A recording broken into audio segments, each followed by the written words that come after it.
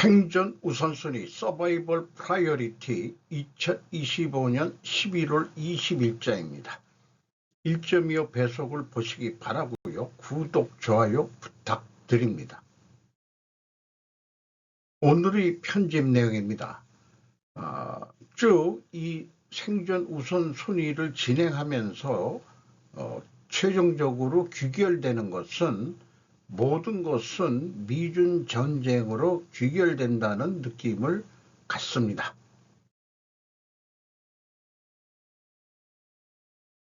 리처드 하스, 한국은 중국과 관련된 모든 상황에서 잠재적 역할을 해야 한다. 2025년 중앙포럼, 제가 물음표를 잠깐 붙였습니다. 11월 19일 중앙일보 일본판에서 가져왔습니다.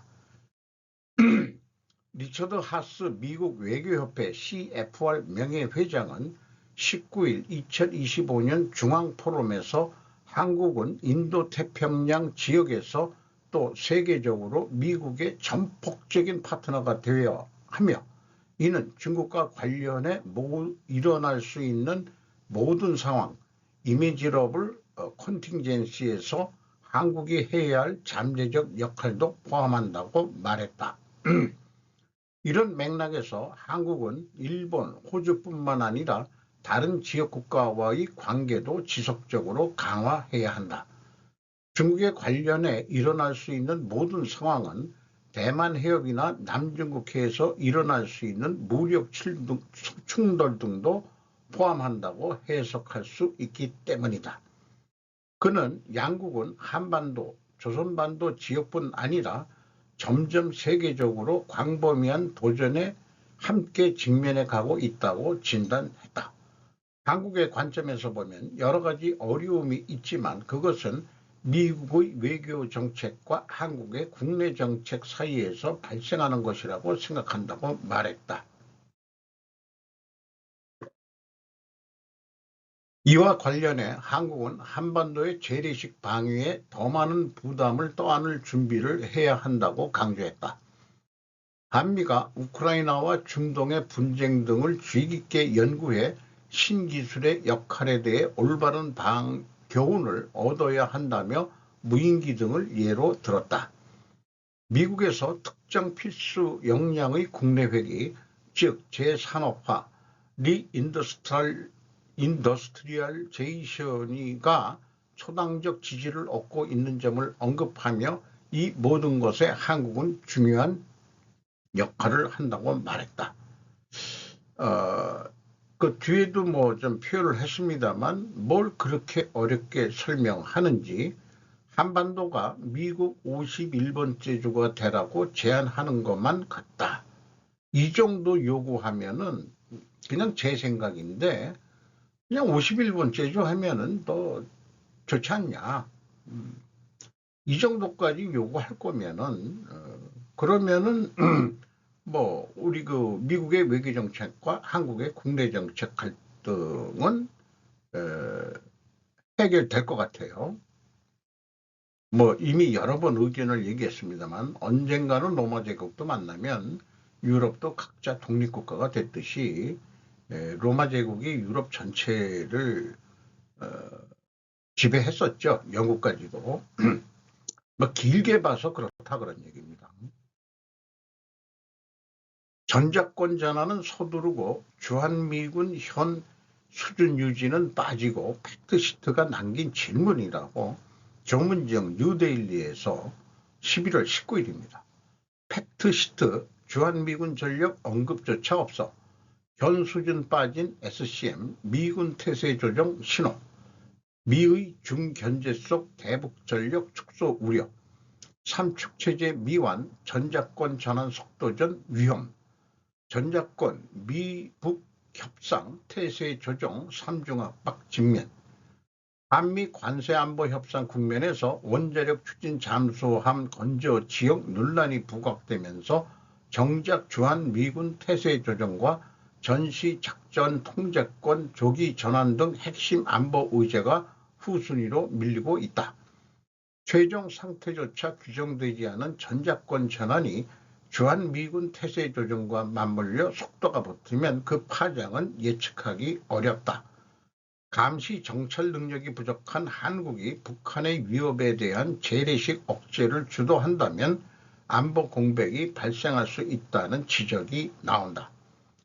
정작 주한미군의 제한적 감축, 역외 재배치 가능성과 전작권 조기 전환 등 중대 의제는 공론의 장에서 멀어지고 있다. 현 수준 유지 빠진 팩트시트 SCM 공동성명, 불확실한 주한미군 태세, 노정부 전략적 유효성 합의 우회 언급 중견제와 주한미군 조정 연결, 대중전력 강화 속 북전력 전용 전력이 우선 축소 대상, 전작권 트럼프 대북 협상 전략 미군 태세 조정의 3중 압박, ISR 우주 통신 자강 미완 전작권 조기 전환된 공백 거절 이렇게 보도를 했습니다. 그래서 세 가지가 좀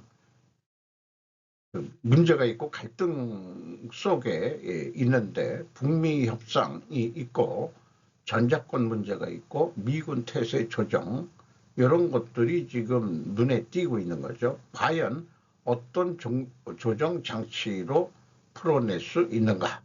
앞에 CFR 얘기도 있지만은 반중 친미 정책 외에는 웬만한 해결책이 보이지 않는다라고 생각을 합니다.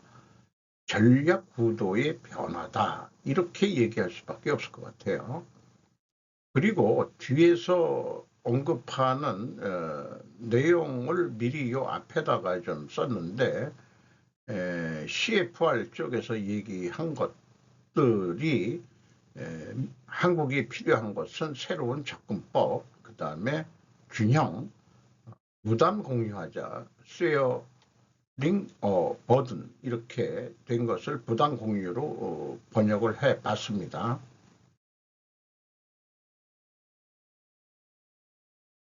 텍사스의 한 마을에서 170억 규모 달러의 170억 달러 규모의 제조 허브에 대한 삼성의 느린 진전으로 인해 계약이 변경되었다라고 다소 이상야릇한 제목으로 캐롤라인 레너드가 오스틴 아메리칸 스테이트먼이라는 언론 매체에서 12월 18일 날 보도했습니다.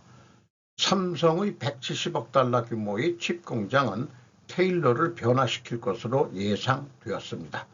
4년이 지난 지금 이 도시는 기술 대기업과 인센티브 계약을 반복적으로 변경했습니다. 한때 개방된 농지였던 삼성전자의 새로운 반도체 제조 단지는 1200에이커 이상의 면적에서 가격이 상승하여 텍사스 역사상 가장 큰 민간 투자 중 하나가 되었습니다. 1996년 삼성 오스틴 반도체가 오스틴에 설립되었습니다. 2021년 삼성전자가 테일러에 새로운 반도체 제조 공장을 건설할 계획을 발표했고 테일러 카운티와 월리엄스 카운티는 개발을 지원하기 위해 세금 감면 협정을 제공했다. 그리고 2022년에는 조 바이든 대통령의 칩법에 의해서 2024년에 47억 달러의 자금을 삼성이 지원받았다. 그리고 2024년 삼성 테일러 공장이 가동될 예정이었으나 연기되었다 등등해서 쭉 그 이력을 하고 있는데 다시 2025년 9월 삼성은 텍사스 반도체 혁신기금으로부터 2억 5천만 달러를 지원받습니다. 그러니까 우리나라 보고 투자를 하라고 그러고 또 지원도 해준다 이런 얘기들을 쭉 이렇게 얘기했는데 어쨌든 그 수요 주문을 받을 그런 것까지 감안해 가지고 그 공장 건설 속도를 조정하는 것 같아요. 삼성은. 그래서 2026년 말에 내년 말에 삼성 테일러 공장이 부분적으로 가동될 예정이고 2028년 말에 완전 가동이 될 것으로 예상된다고 합니다. 제 느낌은 삼성은 느린 진행을 한 것은 아니다. 왜냐?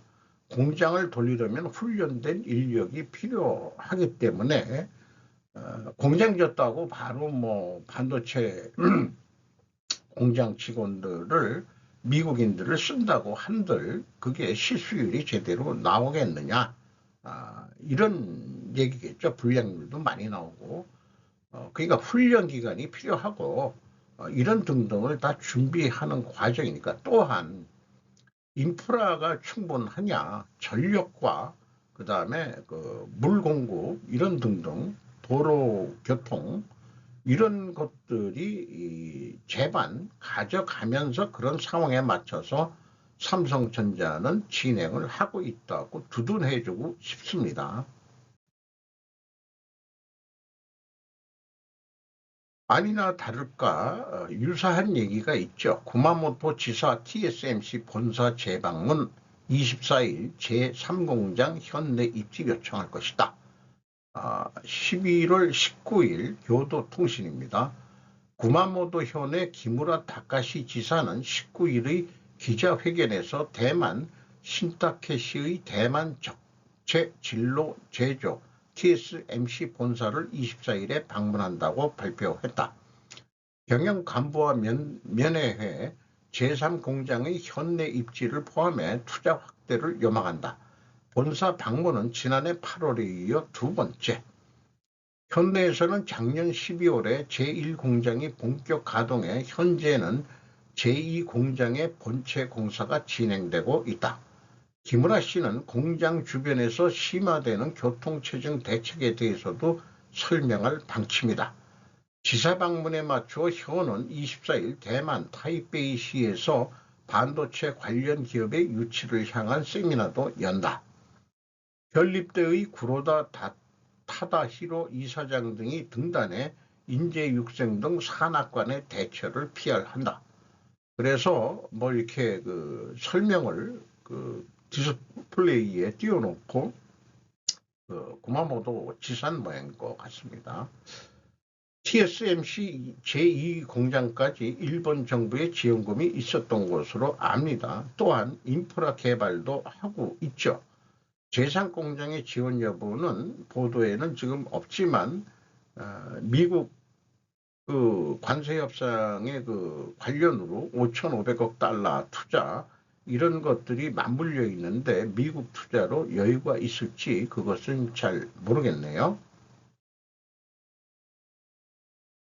유럽 탄약 시장 힘주는 하나에어로 독일 폴란드 팀 임원급 격상. 이윤정 조선비즈 11월 19일입니다.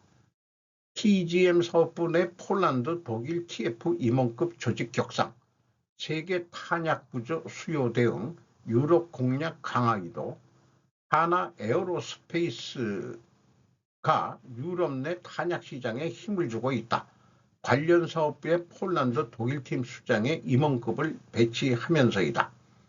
전 세계적으로 탄약이 부족한 가운데 국방비를 크게 늘리고 있는 폴란드와 독일을 집중 공략하겠다는 의도로 풀이된다. 전질천 PGM 연구소 PGM 대지체계 연구센터장이 폴란드 TF 팀장으로, 강경훈 PGM 사업부 1팀장이 독일 TF 팀장으로 자리를 옮겼다. 하나에어로는 유럽 시장에 특히 공을 들이고 있다. 현지 민간 최대 방산기업인 WB 그룹과 합작법인을 설립한 폴란드가 대표적이다. 하나에어로는 이곳에서 다연장 로켓 천무의 수출형 모델 호마르 K에 탑재되는 사거리 80km 메타급 유도탄을 생산할 예정이다. 우선 폴란드에 공급하고 이후 유럽 내 다른 국가로도 확대한다는 계획이다. 참고적으로 하나 에어로스페이스의 3분기까지의 누적 실적은 매출이 6조 원대였고요. 41.1%가 증가했었고 영업이익은 1조 1,438억 원으로 전년도 3분기보다 무려 195% 이상이 상승을 했습니다. 이용배 현대로템 사장의 호소, 살아남기 위해 사업 경쟁력 개선해야. 심성아 아시아경제에서 11월 19일 안채교섭 지연의 사내 메시지, 글로벌 경기 둔화 등 불안정한 경영환경 언급, 6년 전 생존위기 극복 성과 이어가야 회사 경쟁력 부담 우려 애둘러 드러낸 듯. 이사장은 6년 전 취임 당시를 돌아보며 불확실한 경영 환경과 구조적 적자가 이어지면서 자본시장에서 생존까지 걱정해야 하지만 임직원들이 희망을 놓지 않고 강도 높은 자구 노력과 체질 개선에 나섰다며 그 도전은 현재까지 이어지고 있다고 했다. 이어 K2 전차와 폴란드 수출과 절차 부분의 모로코 신규 수주 등을 성과로 제시하며 현대 로템은 이제 국가 경제의 큰 축으로 자리매김했고 외부 인재가 입사를 희망하는 회사로 변화하고 있다고 말했다. 이사장은 사업 경쟁력 확보를 위해서는 노사 관계의 균형이 중요하다고 강조했다. 관련 뉴스로 이노폴리스 벤처협회 대전 국방드론기업과 현대 로템이 기술교류회를 개최했고 대전 국방드론 생태계의 협력 기반, 이런 제목을 정경중 한국경제TV에서 11월 19일도 보도했고요. 가자전 현장 리포트로 라파엘 드론킬러 아이언빔 4종 전격 공개를 했는데 뉴시스에서 11월 19일입니다. 고정식 모바일 해상력 라이트 이런 것들이 있는데 9월 테스트 성공을 해서 12월에 배치한답니다. 한국도 주요 시장인가? 예스다. 이런 것과 우리나라 그 무인, 아까 앞에도 무인기 개발 그 CFR에서도 얘기했지만은 이런 것들이 다 연결돼서 지금 발생되고 움직이는 것 같습니다. S5일 샤인 프로젝트 완공도 전에 시킨 게임드나 장혜승 또 팩트 11월 17일 걸 가져왔습니다. 최신 설비 원가 경쟁력 앞세워 경쟁 예고, S5일 정부 정책 방향과 쾌같이 하는 사업이라고 주장. S5일의 초대형 석유화학 설비 건설 공장 샤인 프로젝트가 완공도 전에 업계에서 논란이 되고 있다. 사우디아라비아 국영기업 소유인 S5일의 9조 원이 넘는 대규모 투자로 원유에서 곧바로 에틸렌과 같은 기초 유분을 생산하는데 현재 정부가 추진 중인 석유화학업계 나프타 분해시설 NCC 구조조정에 역행한다는 지적이다. 17일 업계에 따르면 S5일이 국내 석유화학 역사상 최대 규모인 9조 2,580억 원을 투자하는 샤인 프로젝트의 설계, 구매, 건설, EPC 공사가 85%를 넘어섰다. 2026년 6월 기계적 완공이 목표다. 샤인 프로젝트는 원유에서 직접 석유화학 원료를 생산하는 시설, TC2C, 스팀 크래커, 에틸렌 생산 시설, 저장 설비 등을 건설하는 사업이다. 문제는 샤인 프로젝트가 본격적으로 가동된 경우 에틸렌 감축이라는 정부 구조적 목표와는 충돌한다는 점이다. 이런 뉴스를 들어보고서 좀 더 거국적으로 생각해야 되지 않을까 생각을 하는데요. 비록 석화업체의 기업 구조조정이 있다고 해도 여수 석유 산단 이런 등의 S5일의 새로운 설비로 인해 실수율 경쟁력이 생긴다면 중국 제품과 경쟁할 수 있을 것 아니냐. 그러니까 구조조정도 하면서 새로운 설비 속에서 지금 석유화학 그 업체들의 시설들이 꽤 오래된 것들이 많이 있다고 보여지거든요. 이런 새로운 시설에 의해서 실수율 경쟁일 수 있고 그러면 싸게 중국만큼 싸게 또 S5일은 원유를 또 자기네들 나라에서 직접 가져오기도 하겠죠. 그런 면으로 한국에서 사업을 하는 업체니까 한국한테 이익이 될 것이라고 저는 그렇게 인식을 하게 됩니다. 해군 장관은 노동자들이 스타벅이나 아마존에서 벌 수 있는 임금을 받으면 군함을 건조하고 싶어 하도록 유도하기 어렵다고 말합니다. 말이 어렵죠? 크리스 파넬라 비즈니스 인사이드에서 11월 19일입니다. 존 펠런 미 해군 장관은 이 서비스가 조선업체의 임금을 개선하는 데 중점을 두고 있다고 말했습니다. 공무원, 전문가, 업계 인사들은 모두 숙련된 근로자를 고용하고 유지하기 위해 경쟁력 있는 임금이 필요하다고 말합니다. 더 나은 급여에 대한 일부 신규 투자는 이미 긍정적인 결과를 내기 시작했습니다. 펠라는 다른 해군 관계자, 전문가, 조선 부분 리더들과 마찬가지로 임금 격차가 미국 조선 문제의 주요 원인이라고 지적했습니다. 조선소 임금과 얼마나 밀접하게 비교할 수 있는지는 불분명합니다.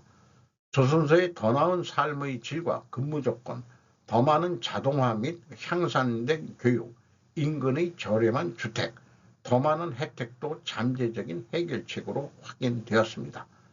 최고의 조선업체인 헌팅턴 잉걸스 인더스트리와 같은 일부 조선업체는 이전에 직원들의 평균 경력 연수 감소에 대해 강조한 바 있습니다.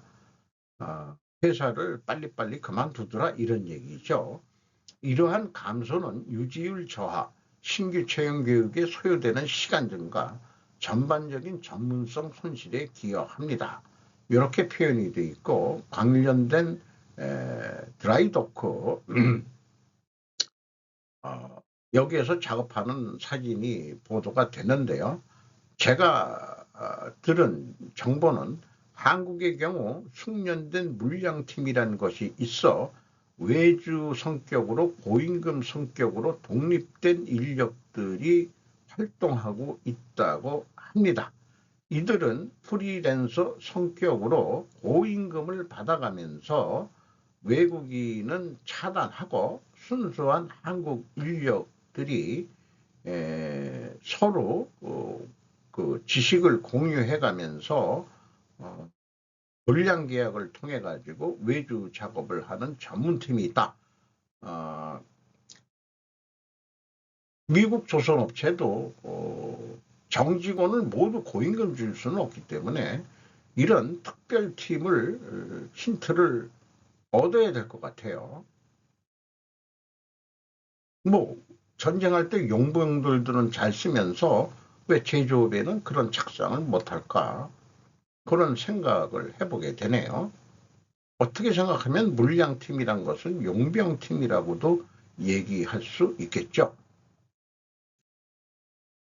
새로운 북극 발견은 히토류 광물에 대한 중국의 지배력에 대한 막대한 타격을 줄 수 있습니다. 찰스 그레이처 폭스뉴스 11월 19일입니다.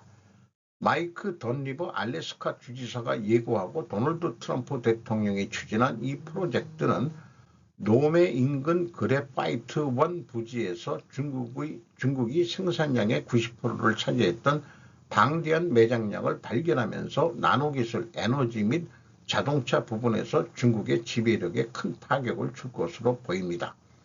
이번 주에 흑연 광맥 외에도 R2가 발견되었다는 발표는 트럼프의 미국 에너지 지배 의제를 통해 미국이 중국 공산당에 대항할 수 있는 진전을 예고합니다.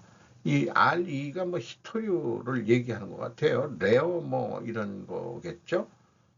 발견된 R2에는 네오디움, 프라세오디움, 디듐, 디스플레로슘, 테루륨, 참 모르는 이름도 많습니다. 함께 석출물이 포함된 광석이 포함되어 있습니다. 펜실바니아에서는 이러한 광물을 추출하는 데 있어 그 이후 알래스카의 노력에 비해 펜실바니아에서는 거의 이루어지지 않았지만 펜실바니아 주립대 연구원들은 9월에 산성 광산 배수 및 비산재에서 코발트, 망간, 니켈을 회수할 수 있는 방법을 개발했다고 또한 밝혔답니다. 한국 관광주 중국인 여행지 기대된다. 11월 19일 일 닛 TV 뉴스. 한국에서는 이번 주 들어 관광과 관련된 기업들의 주가가 일제히 오르고 있습니다. 중국 정부가 일본 여행을 자제할 것을 당부함에 따라 여행지가 한국으로 바뀌기를 기대한 움직임으로 보입니다. 한국 언론에 따르면 한국의 대형 여행사가 주가가 19일 아침 18일과 비교해 20.43% 상승했습니다. 다른 여행사도 마찬가지로 주가가 오르고 있다고 합니다. 여기에 에어부산, 제주항공 등 저가 항공사와 호텔, 면세점, 백화점 등 숙박시설과 쇼핑 관련 주가도 일제히 상승하고 있습니다. 이에 대해 한국 언론은 중국 정부가 국민들에게 일본 여행 자제를 당부함에 따라 중국인 관광객의 여행지가 한국으로 바뀌고 관광업 수요가 확대될 것이라는 기대가 반영된 결과라고 분석하고 있습니다. 한국은 올해 9월부터 중국 단체 관광객에 대해 비자를 면제하고 있어 한국 관광산업이 혜택을 볼 가능성이 높다는 전문가들의 분석도 전하고 있습니다.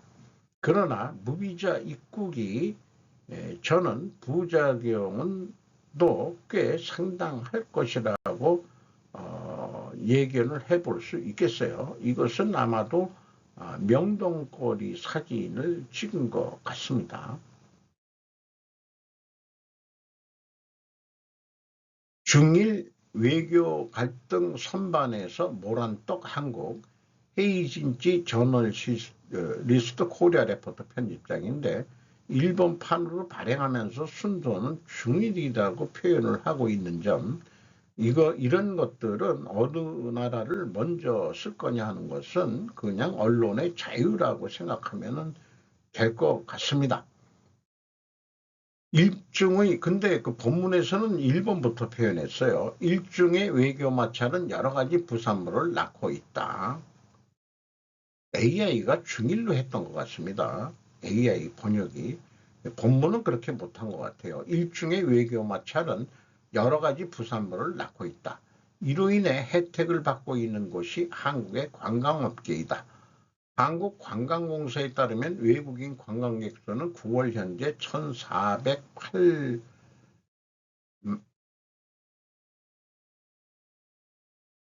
1,408만 명이겠죠. 최근 급증해 역대 최대를 기록한 2019년 1,750만 명을 여기다 10,000명이 빠졌네요. 전망된다. 이미 서울 시내 주요 호텔의 11월 객실 가동률은 약 90%에 달한다.